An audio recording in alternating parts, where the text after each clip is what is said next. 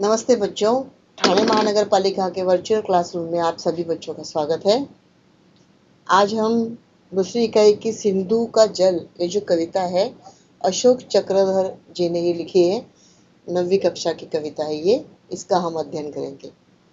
बच्चों, अभी परीक्षा तो बहुत नज़दीक है, सर पर आ चुकी है। आप थोड़ी थोड़ी करके पढ़ाई कर रहे हो और आप हमको व्हाट्सएप के ज़रिए, गूगल मीट के ज़रिए जानकारी देते हो और पूछते भी हो कि क्या करना है, क्या नहीं करना है, परीक्षा कब होगी, ऑफलाइन होगी, ऑनलाइन होगी। ये सब बातें, सब डिबेट्स तो चलते रहते हैं। आज ये जो कविता सीखेंगे हमें, इसका नाम है सिंधु का जल और इसके लेखक है अशोक चक्रधर जी। प्रस्तुत कविता के इसमें जो शब्द दिए गए हैं, तो मैं पहले आपको बताती हूँ शब्द। प्रवाहमान, निरंतर गतिशीलता, मजहब, धर्म, मर्म, सार यानी तत्व, टापे, घोड़े के पैरों की आवाज, जो जमीन पर पड़ते हैं ना, घोड़ों के पैरों की आवाज, रणबांकुरे, बहादुर वीर योद्धा सिपाही, बिंब, प्रतिबिंब, छाया, आभास, जैसे हम आईने में देखते हैं या पानी में देखते तो हमारा प्रतिबिंब दिखता है, उस तरह। इंदु यानी कि चंद्रमा, घाव धोना, मरहम पट्टी करना, घाव धोना यानी कि घाव को साफ करना। पहले मैं आपको कविता पढ़कर सुनाती हूँ, फिर आप इसका भावार्थ हम देखेंगे। ठीक है बच्चों? इसका परिचय है। इनका जन्म हुआ है 8 फरवरी 1951 खुर्जा, उत्तर प्रदेश में। अशोक चक्रधर जी बहुमुखी प्रतिभा के धनी हैं। अपनी कविता, हास्य व्यंग, निबंध, नाटक, बालक साहित्य, समीक्षा, अनुवाद, पटकथा आदि अनेक विधाओं में लेखन किया है इन्होंने। और इनकी प्रमुख कृतियां यानी कि जो ज्यादा प्रसिद्ध हुई है, बूढ़े बच्चे, तमाशा, खिड़कियां, बोलगप्पे, जो करे सो जोकर आदि कविता संग्रह इनके प्रसिद्ध है। ये पद्य संबंधी कविता है। जो कविता नई कविता है, इसमें संवेदना के साथ, संवेदना यानी कि फीलिंग्स, संवेदना के साथ मानवीय परिवेश के संपूर्ण वैविध्य को नए शिल्प में अभिव्यक्त करने वाली काव्यधारा है। मानवीय परिवेश यानी कि हमारे में जो अनेकों गुण होते हैं, जैसे सभ्यता, संस्कृति, इंसानियत, सर्वधर्म समभाव, दुख, कातरता, ऐसे हमारे में अनेक गुण होते हैं। तो ये जो गुणों का एक श्रृंखला में अगर बांधा जाए तो उसे क्या बोलते हैं हम? मानवीय परिवेश के संपूर्ण वैविध्य को नए शिल्प में, वैविध्य यानी के काइंड ऑफ डिफरेंट, अलग अलग तरीके के, में अभिव्यक्त करने वाली काव्य धारा है। काव्य धारा यानी कि कविता के एक स्रोत में लिखा गया है। प्रस्तुत कविता के माध्यम से चक्रधर जी ने सभ्यता, संस्कृति, इंसानियत और सर्वधर्म समभाव पर दुख कातरता, मतलब जो दूसरों को दुख समझता है, दूसरों का दर्द समझता है, दूसरों की भूख प्यास समझता है, ऐसे पर दुख कातरता यदि सर्व मानवीय गुणों का दृष्टिक्षेप किया गया है इस कविता में।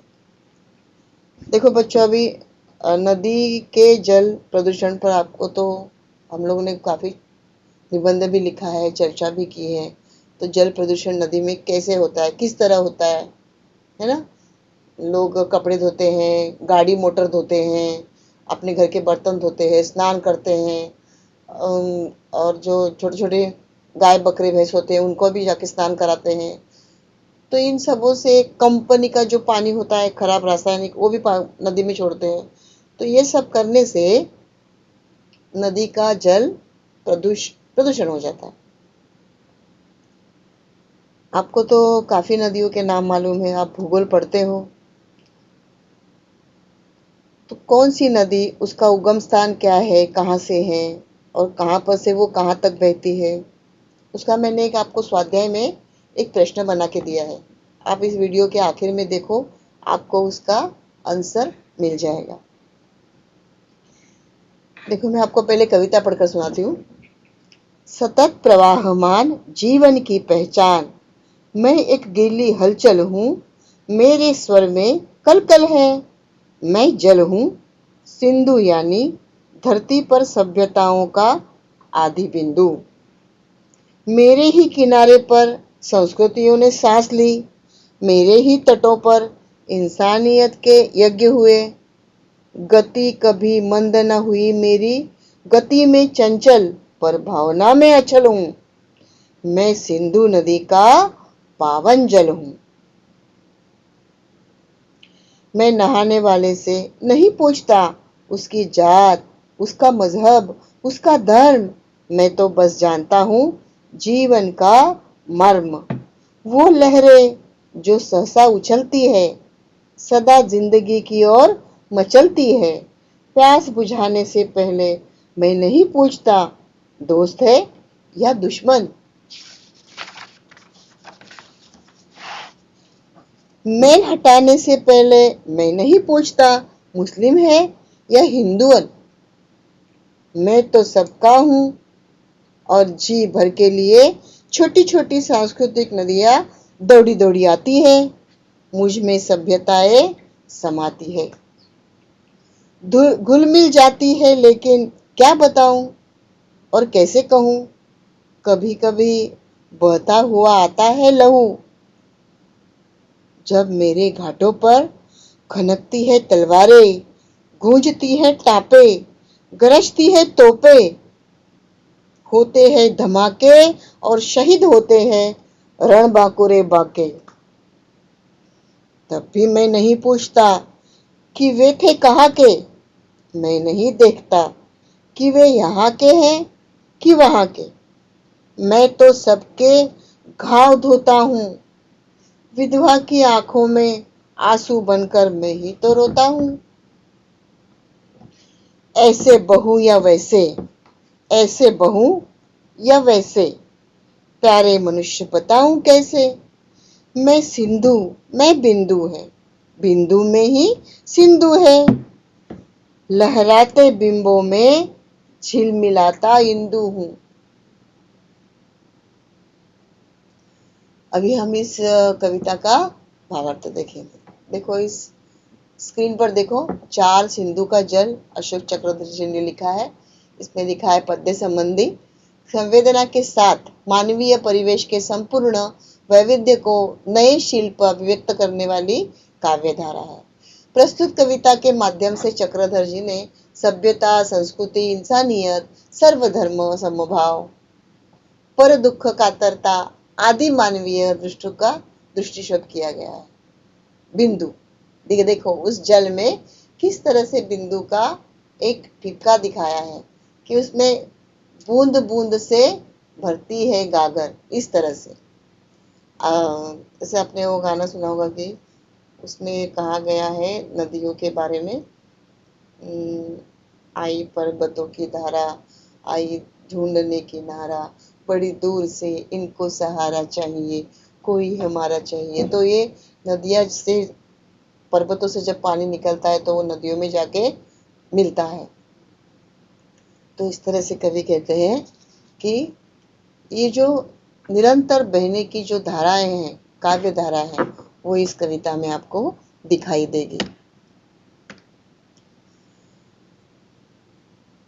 सतत प्रवाहमान यानी कि निरंतर प्रवाहित, इसमें सभ्यता का जन्म हुआ है, हमारी इस संस्कृति का विकास हुआ है और हमारी इंसानियत क्या है, सबसे बड़ी है। क्योंकि इंसानियत जब इंसान के पास होती है तो ही वो इंसान इंसान कहलाने के लायक होता है। सभ्यता का जन्म तो हमारी रग रग में भरा हुआ है। हम कभी किसी को बोलते हैं क्या कि ये नदी कभी नहीं बोलती किसी को कि इसमें हाथ मत धो, इसमें मुंह मत धोना, इसमें पैर मत रखना।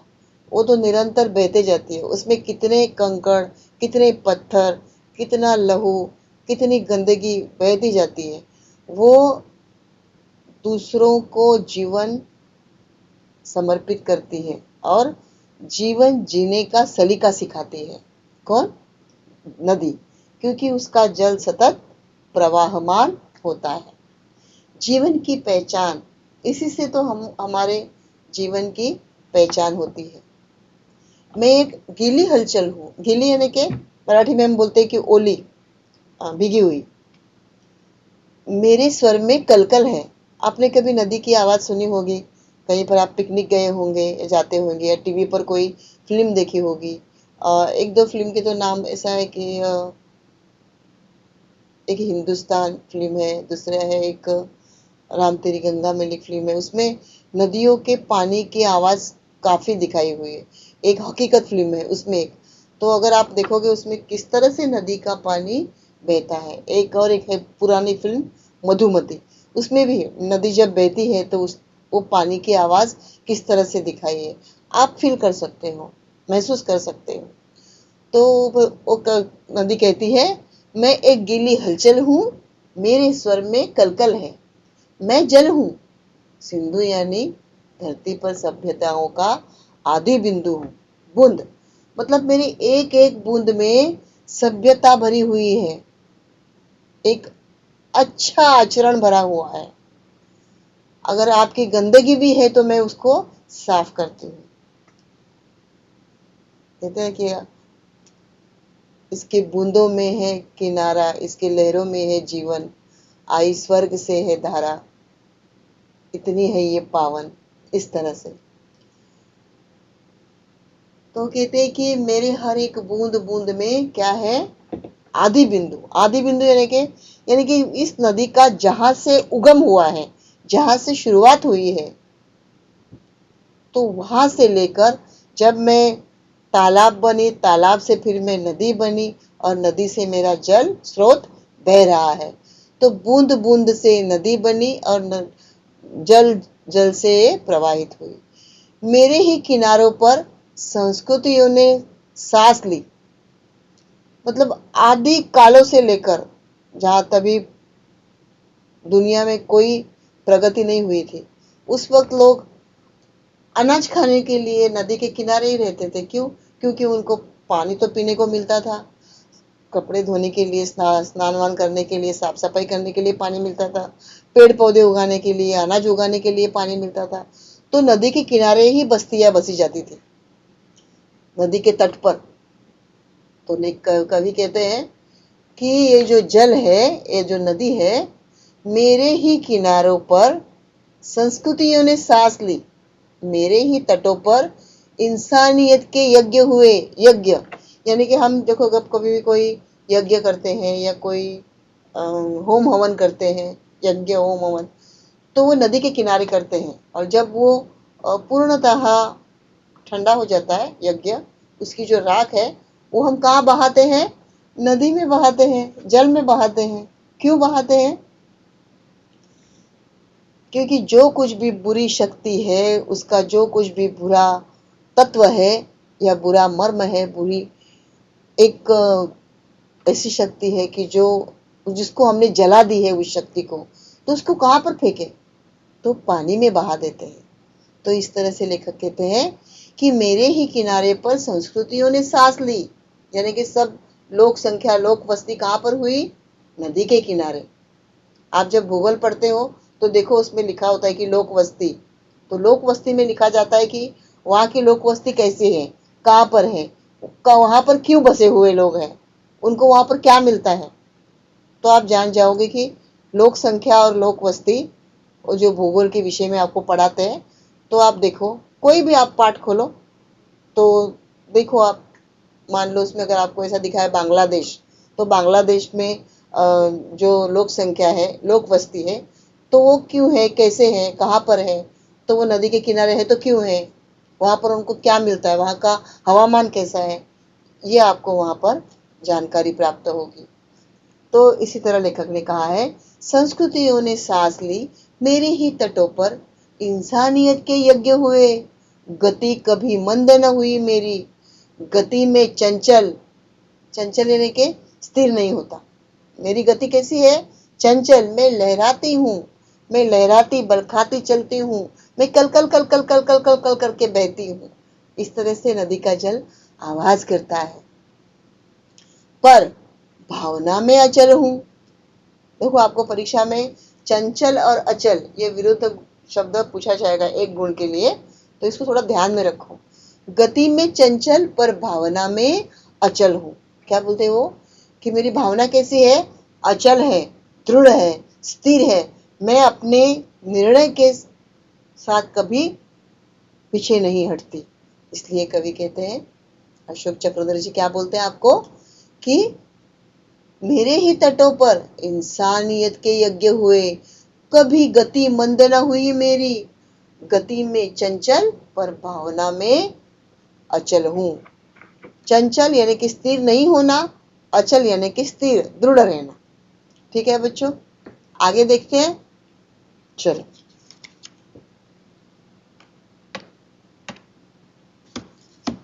देखो इसको मैंने आपको ये चित्र बताया है। जबलपुर में भेड़ा घाट है, हम लोग वहां पर गए थे। तो भेड़ा घाट में इस तरह से ये जो बर्फीला पानी दिखता है आपको, तो ये बर्फीला पानी, और ये आप थोड़ा सा, मैंने थोड़ा ही चित्र लिया है इसमें से। उनकी मैं बहुत शुक्रगुजार हूँ, सुनील दरेकर जी। उनके यूट्यूब से मैंने कुछ चित्र लिए हैं, तो उनका मैं शुक्रिया अदा करती हूँ। तो ये जो चित्र है, ये भेड़िया घाट जो है जबलपुर से, वहां पर ऐसी काफी नदियां है वहां पर। तो ये जो भेड़ा घाट है, वहां पर भेड़ा घाट कहा जाता है। तो दोनों बाजू में वहां पर पर्वत जैसा ये है, और बीच में ऐसी नदियां है, और वो नदी ऐसे पानी बहाती है, कल कल कल कल कल कल कल करके बहती है, और दूध जैसी होती है। देखो इसका मैंने आपको चित्र दिया है कि प्रवाहमान, सतत प्रवाहमान जीवन की पहचान, मैं एक गीली हलचल हूँ, मेरे स्वर में कलकल है, मैं जल हूँ, सिंधु यानी धरती पर सभ्यताओं का आदि बिंदु हूँ। मेरे ही किनारों पर संस्कृतियों ने सांस ली, मेरे ही तटों पर इंसानियत के यज्ञ हुए, गति कभी मंद न हुई मेरी, गति में चंचल पर भावना में अचल। आया समझ में बच्चों? आगे देखो, सर्वधर्म समभाव की प्रेरणा है इसमें। इस कविता में क्या दिया हुआ है, सर्वधर्म की समभाव प्रेरणा। मैल हटाने से पहले मैं नहीं पूछती कि मुस्लिम है या हिंदू है। पूछती है वो, अगर कोई स्नान करने आता है तो वो नहीं बोलती ए तू मुस्लिम है तुम इधर मत आओ स्नान करने के लिए, तुम हिंदू हो तुम इधर मत आओ स्नान करने के लिए। ऐसा नहीं बोलती वो। क्या बोलती है, अगर वो हिंदू है तो भी उसका वो स्वा है, अगर वो मुस्लिम है या किसी भी धर्म मजहब का हो तो उसके लिए भी वो स्वा है। मैं तो सबका हूं और जी भर के पिए, छोटी छोटी सांस्कृतिक नदियां दौड़ी दौड़ी आती है। कहते हैं कि मतलब जो बड़ी नदी होती है, वो बड़ी नदी में छोटी छोटी नदियां मिलती हैं, गंगा जमुना सरस्वती कावेरी सिंधु एक दूसरे में समा जाती है। इस तरह से मुझ में सभ्यताएं समाती हैं, घुल मिल जाती हैं। क्या बोलते हैं कि मुझ में सभ्यताएं समाती हैं, जो इस संसार की अच्छाइयां हैं वो सब मेरे बदौलत है, मेरी वजह से है। इस तरह से वो अपना गुमान करती है। कौन? नदी, जल। सर्वधर्म समभाव की प्रेरणा। समधर्म और समभाव की प्रेरणा के बारे में अपने विचार लिखिए। तो आप उसमें 2-3 पंक्तियां लिखकर, आपको ये जो 4-5 पंक्तियां है कविता की, ये आप लिख दोगे तो आपको 2 में से 2 गुण मिल जाएंगे, अवश्य मिल जाएंगे। हाँ बच्चों, सर्वधर्म समभाव यानी कि हमारे भारत में ही देखो, ऐसा कौन सा धर्म नहीं है, ऐसा कौन सा मजहब नहीं है, सभी किस्म के लोग हैं। आप अगर जहाँ पर रहते हो वहां पर भी देखोगे तो आपके दाएं में कोई मुस्लिम मिलेगा, बाएं तरफ कोई आपको मराठी बौद्ध मिलेगा, कोई मार मिलेगा, कोई हिंदू मिलेगा, कोई क्रिश्चियन मिलेगा। हर किस्म के लोग आपको मिलेंगे। आप किसी को बोल सकते हो ए हम मुस्लिम है आप हमारे बाजू में मत रहो, ए हम हिंदू है आप हमारे बाजू में मत रहो। ऐसा होता है? नहीं, ऐसा कतई नहीं होता है। क्यों नहीं होता है? क्योंकि हमारा अगर हाथ काटो तो जो खून निकलेगा वो एक ही रंग का होगा। और इसलिए कवि ने कहा है कि सर्वधर्म समभाव, सबके मन में एक ही भाषा है। अगर हम 10 कदम चलते हैं तो हमारी जुबान की वाणी बदल जाती है। घर से बाहर निकलते हैं, अगर हम घर से बाहर निकलते हैं तो सामने के दुकान में कोई चीज खरीदने जाते हैं तो बोलते हैं कि 10 रुपए का बिस्किट का पैकेट दो भैया। मतलब हमारी लहजे में ही हिंदी वर्ड्स आ जाता है। जब हम स्कूल में जाते हैं और हमारे स्कूल के दरवाजे पे एंट्री करते हैं तो सबसे पहले हम बोल देते हैं गुड मॉर्निंग सर जी, गुड मॉर्निंग। बरोबर, हमारी भाषा बदली हो जाती है, लेकिन फिर भी हमारी प्रेरणा क्या है? सर्वधर्म समभाव। इसलिए कवि ने कहा है, मेल हटाने से पहले नहीं पूछता मुस्लिम है या हिंदुअन, मैं तो सबका हूं और जी भर के पिए। आपको जितना पानी पीना है, लेना है, आप ले सकते हो। छोटी छोटी सांस्कृतिक नदियां दौड़ी दौड़ी आती है, मुझ में सभ्यताएं समाती है और घुल मिल जाती है। इस तरह से कवि ने कहा है। लेकिन क्या बताऊं, लेकिन क्या बताऊं और कैसे कहूं, कभी कभी बहता हुआ आता है लहू। देखो उस चित्र में मैंने आपको दिखाया है, क्यों लहू आता है? कोई प्राणी किसी प्राणी को काटता है, काट कर फेंक देता है। कभी शेर किसी प्राणी को उसके गले का मांस खाकर वो कई प्राणी को कहीं छुपा देता है और फिर नदी में आके पानी पीता है तो मुंह धोता है, तो वहां से पानी लाल होके निकलता है। कभी कोई दुश्मनी के खातिर किसी को कोई काट कर नदी में फेंक देता है, तो वहां से भी वो पानी लाल होकर निकलता है।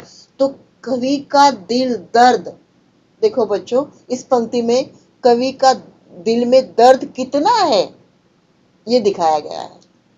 लेकिन क्या बताऊं और कैसे कहूं, कभी कभी बहता हुआ आता है लहू, जब मेरे घाटों पर यानी के बोलते हैं ना सीढ़ी, स्टेप्स, पायरिया, सोपान चढ़ते वैसे, खनकती है तलवारें, गुंजती है टापे, गरजती है तोपे।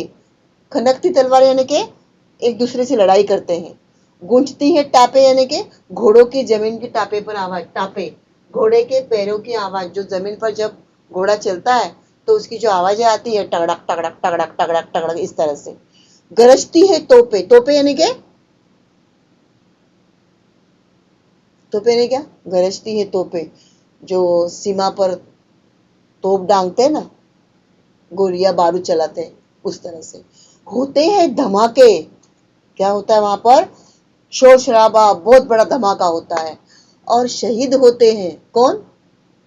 जो अच्छे काम में मरण आते हैं। शहीद होना यानी कि अच्छे काम में मरण आना। रणबांकुरे बाके, रणबांकुरे बाके यानी जो शूर है, वीर है, बहादुर है, जो अपने अच्छे काम के लिए मर जाते हैं, शहीद होते हैं। मैं नहीं पूछता कि वे कहाँ के थे, यहाँ के थे या वहां के थे, ये मैं नहीं पूछता।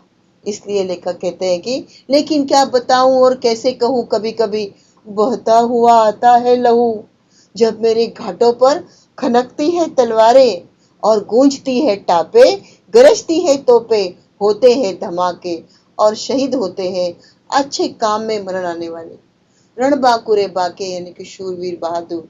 तभी मैं नहीं पूछता कि वे शूरवीर कहाँ के थे, शहीद कहाँ के थे, कहाँ से आए थे, मैं नहीं पूछता।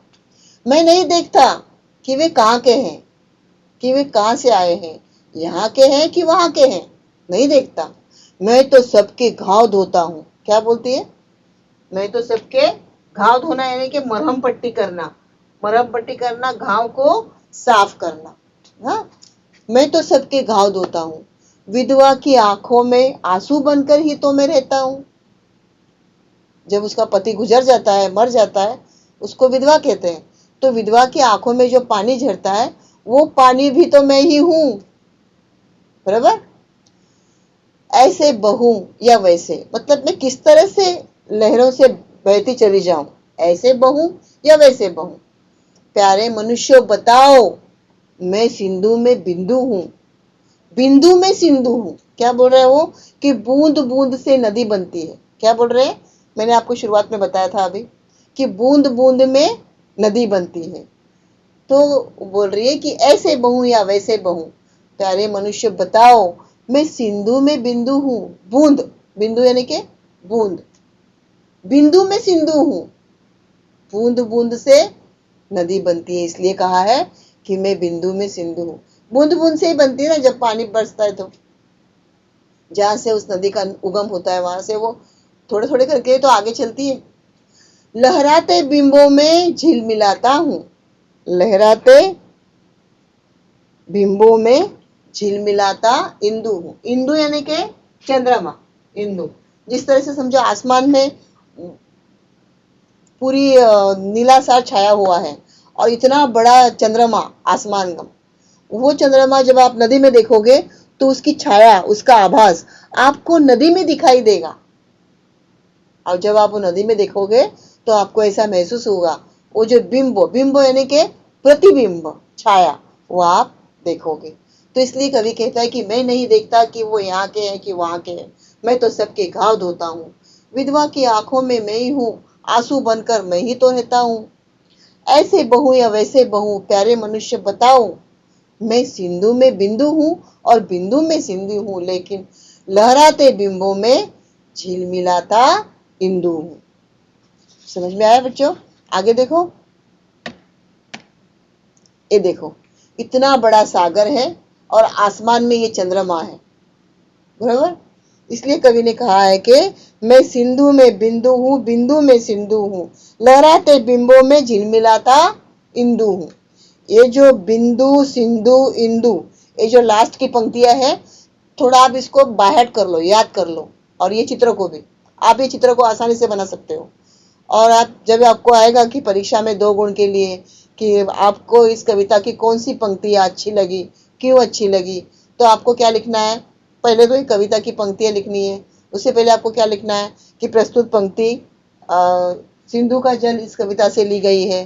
फिर आपको लिखना है प्रस्तुत कविता के लेखक कौन है, अशोक चक्रधर जी है। फिर आपने को लिखना है कि आपको कौन सी पंक्तियां पसंद है, तो आपने लिखना है ऐसे बहू या वैसे बहू, प्यारे मनुष्य बताओ कैसे बहू, मैं सिंधु में बिंदु हूँ, बिंदु में सिंधु हूँ, लहराते बिंबों में झिलमिलाता इंदु हूँ। इंदु यानी के चंद्रमा। तो इस तरह से आप लिखो और फिर ये आपको कविता क्यों अच्छी लगी है, ये 2 पंक्तियां लिख दो, आपके 5 गुण पक्के होने वाले हैं। ठीक है बच्चों? आगे देखो, ये मैंने थोड़ा सा आपको फिर से चित्र दिखाया है। मैं सिंधु नदी का पावन जल हूँ, मैं नहाने वाले से नहीं पूछता उसकी जात, उसका मजहब, उसका धर्म, मैं तो बस जानता हूँ जीवन का मर्म। वो लहरें जो सहसा उछलती है, सदा जिंदगी की ओर मचलती है, प्यास बुझाने से पहले मैं नहीं पूछता कि दोस्त है या दुश्मन। देखो इस कविता से हमको ये प्रेरणा मिलती है। क्या प्रेरणा मिलती है बच्चों? कि जल ही हमारा जीवन है। अपनी सभ्यता, संस्कृति, इंसानियत, सर्वधर्म समभाव, पर दुख कातरता, यह सभी मानवीय गुण हमारे अंदर मौजूद होने चाहिए, ताकि हम खुद के साथ अपने परिवार का, समाज का एवं देश का विकास करना चाहिए। तो ये हमें इससे क्या मिलती है? संदेश मिलता है, प्रेरणा मिलती है। तो कवि ने और एक संदेश क्या दिया है, देखो, मैं सिंधु नदी का पावन जल हूँ, पावन यानी कि पवित्र, मैं नहाने वाले से नहीं पूछता उसकी जात, उसका मजहब, मजहब यानी कि उसका धर्म कौन सा है, ये मैं नहीं पूछता, उसका, मैं बस जानता हूँ जीवन का मर्म, मतलब जीवन का सार तत्व क्या है, यही मैं जानता हूँ। वो लहरें, लहरें कौन सी? जो सतत बहने वाली, जो सहसा उछलती है, सदा जिंदगी की ओर मचलती है। हाँ, तो ऐसी प्यास बुझाने से पहले मैं नहीं पूछता दोस्त है या दुश्मन। इस तरह से कवि ने हमें इसकी प्रेरणा दी है। ये देखो, इसमें मैंने आपको ये थोड़ा सभ्यता और संस्कृति, इसका मैंने आपको विवरण दिया है। सभ्यता यानी कि सिविलाइजेशन, संस्कृति यानी कि कल्चर। सभ्यता में आप क्या लिखोगे कि बुद्धि के प्रयोग से अपने चारों ओर की प्राकृतिक परिस्थिति को निरंतर सुधारना और उन्नत करता रहना। ऐसी प्रत्येक जीवन पद्धति, रीति रिवाज, रहन सहन, आचार विचार, नवीन अनुसंधान और आविष्कार, जिससे मनुष्य पशुओं और जंगलियों के दर्जे से ऊंचा उठता है तथा सभ्य बनता है, मनुष्य के भौतिक क्षेत्र की प्रगति होती है। ये सब हमें किसमें लिखना है? सभ्यता में। इसको आप बाहर कर लो बच्चों। और संस्कृति क्या है? कल्चर क्या है हमारा? उत्तम या सुधरी हुई स्थिति, मानसिक क्षेत्र की प्रगति सूचित होती है। भौतिक उन्नति से शरीर की भूख मिट सकती है, किंतु इससे बावजूद मन और आत्मा तो अतृप्त ही बने रहते हैं। इन्हें संतुष्ट करने के लिए मनुष्य अपना जो विकास और उन्नति करता है उसे संस्कृति कहते हैं।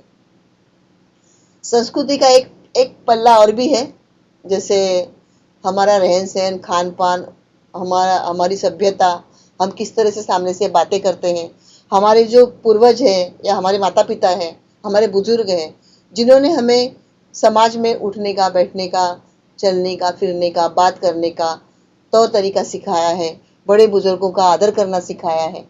ये भी हमारे एक संस्कृति का सहभाग है। ठीक है बच्चों, तो ये आपको याद करना है, परीक्षा के लिए आपको इस कविता में आसान होगा।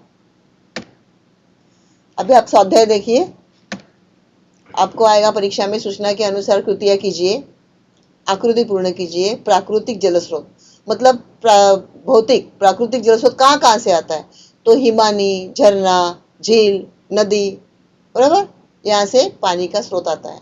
पूर्ण कीजिए, पावन जल स्नान करने वाले से नहीं पूछता। पावन जल स्नान करने वाले से क्या नहीं पूछता, उनकी जात नहीं पूछता। ठीक है, ये आपकी कॉपी में लिख लो। आगे देखो, पाठ से ढूंढकर लिखिए संगीत लय निर्माण करने वाले शब्द। अभी संगीत लय निर्माण करने वाले शब्द कौन कौन से हैं? प्रवाहमान यानी कि पहचान, हलचल यानी कि कलकल, धर्म यानी कि मर्म, दुश्मन, हिंदुअन, ये सब शब्द लय निर्माण करने वाले हैं। भिन्नार्थक शब्दों के अर्थ लिखिए, मतलब एक शब्द के दो अर्थ हो सकते हैं इस तरह। अन्य 10 शब्द ढूंढिए, आपको इस कविता में से ही ढूंढने हैं। तो अली यानी कि भौरा, अली यानी कि सखी, अन्न यानी कि अनाज, अन्य यानी कि दूसरा, और यानी कि तरफ, और यानी कि तथा, कुल यानी कि वंश, कुल यानी कि किनारा, चिर यानी कि सदा, चिर यानी कि वस्त्र, दिन यानी कि दिवस, दिन यानी कि गरीब। प्रेरणार्थक क्रिया का रूप पहचानकर उसका वाक्य में प्रयोग कीजिए। जिसे वहां से जबरन हटाना पड़ता था, हटाना ये क्या है? प्रेरणार्थक क्रिया है। अभी इस शब्द को लेकर आपको वाक्य बनाना है। तो शिक्षिका ने तरण ताल के पास से सभी बच्चों को हटाया। आप अपना वाक्य कोई भी लिख सकते हो कि राजू ने मुझे उसके बाजू से हटाया, आप अपने वाक्य में भी लिख सकते हो। महाराजा उम्मेद सिंह द्वारा निर्मित होने से उम्मेद भवन कहलवाया जाता है। कहलवाया ये क्या है? प्रेरणार्थक क्रिया है। तो इसका वाक्य में प्रयोग कैसा आएगा? मां ने कहलवाया, जल्दी घर आना, इस तरह से। हाँ, आगे देखिए, सहायक क्रिया पहचानो। सहायक क्रिया यानी कि वाक्य के आखिर में जो शब्द है उसको हम सहायक क्रिया बोलते हैं ना बच्चों, जो वाक्य का अर्थ पूर्ण करते हैं। हम मेहरान गढ़ किले की ओर बढ़ने लगे। लगे, लगे यानी कि सहायक क्रिया, लगे लगना। ठीक है, कांच का कार्य पर्यटकों को आश्चर्यचकित कर देता है। देता है सहायक क्रिया, देता है देना है होना, देता है देना है होना। अपनी कॉपी में लिख लो बच्चों ये सब प्रश्न उत्तर। सहायक क्रिया का वाक्य में प्रयोग कीजिए। होना, उत्तर में क्या आएगा? अपने साबरमती आश्रम देखा होगा।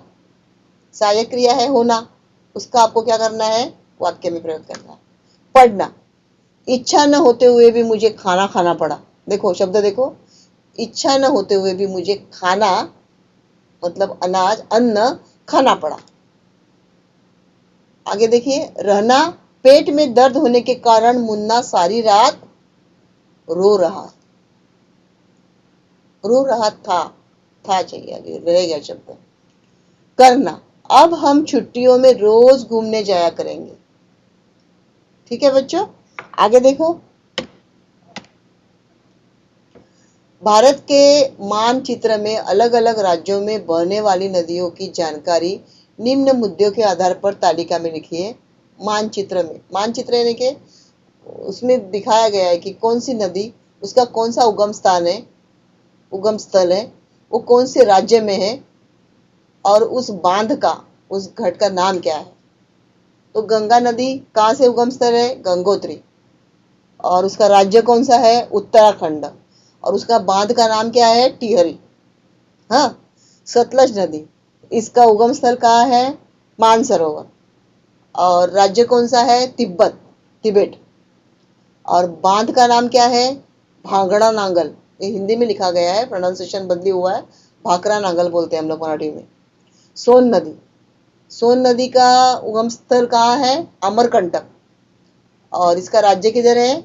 मध्य प्रदेश। और बांध का नाम क्या है? रिहंद।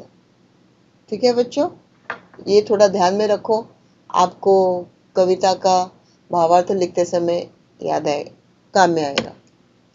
नदी जल मार्ग योजना के संदर्भ में अपने विचार लिखिए। भारत सरकार ने देश के अनेक नदियों को जल मार्ग परिवर्तित करने की योजना बनाई है। नदी जल मार्ग योजना तात्पर्य यह है कि नदियों में नावों तथा मोटर बोटों की सहायता से आवागमन करना है। यह यातायात का सबसे सस्ता साधन है।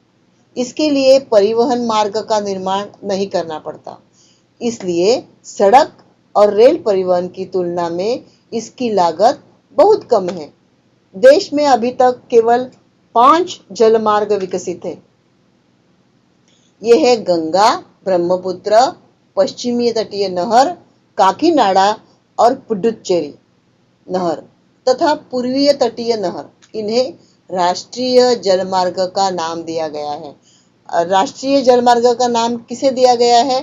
तो आप ये लास्ट की लाइन ध्यान में रखो, गंगा, ब्रह्मपुत्र, पश्चिमी तटीय नहर, काकीनाडा, पुदुचेरी नहर। ठीक है, जिसको पहले क्या बोलते थे? तटीय नहर। नदी जल मार्ग योजना में आपने विचार लिखे, तो आप ये 5 लाइन लिख दीजिए, आपके 2 गुण पक्के हो जाएंगे। नदी जल का मार्ग योजना, इस योजना के द्वारा 101 नदियों को जल मार्ग के रूप में विकसित करने का लक्ष्य रखा गया है। कितने? 101। इन जल मार्गों के द्वारा माल की ढुलाई और यात्रियों का परिवहन खर्च काफी कम होगा। साथ ही सड़क और रेल परिवहन का बोझ भी कम हो जाएगा। जल ही जीवन है, इस विषय पर कक्षा में कुछ चर्चा करनी हमें। थोड़ा मैंने आपको ब्लैक बोर्ड पर भी दिया है, इसको भी आप उसमें ऐड कर लीजिए।